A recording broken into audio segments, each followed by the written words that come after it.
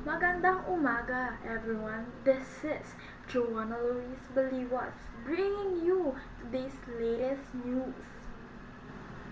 Isa sa mga pinag-uusapang topics ngayon ay ang Pax Silica, isang concept na tumutukoy sa malaking influence ng United States sa world affairs matapos ang World War II. Hanggang ngayon, ramdam pa rin natin ang epekto nito sa iba't ibang bansa. Kabilang ang Pilipinas.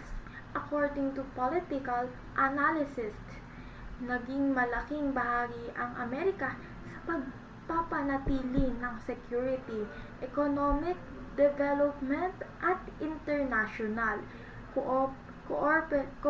cooperation sa maraming bansa. Dahil dito, marami ang naniwalang nakatulong ang matatag na relasyon ng Pilipinas at United States sa iba't ibang aspeto, tulad ng defense, education at trade.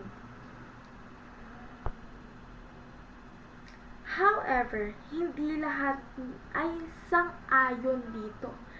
May ilang sectors na naniniwalang dapat mas maging dependent ang Pilipinas sa paggawa ng foreign policy decision. Ayon sa kanila, mahalagang unahin ang national interest at tiyaking ang bawat desisyon ay para sa kapakanan ng mga Pilipino. Sa kabila ng iba't ibang pananaw, patuloy na rin pinag-aaralan ng mga experts ang long-term effects ng Pax Silica sa global politics. Marami ang naniniwalang mahalaga maintindihan ito dahil may malaking epekto ito sa relasyon ng mga bansa at sa future ng international peace and security.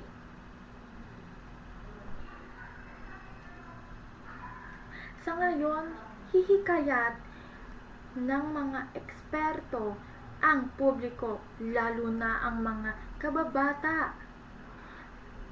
kabataan, na maging mapanuri sa mga balitang kanilang nababasa at napapanood. Mahalaga ang pagkuha ng impormasyon mula sa credible sources upang magkaroon ng mas malinaw na pag-unawa sa mga isyong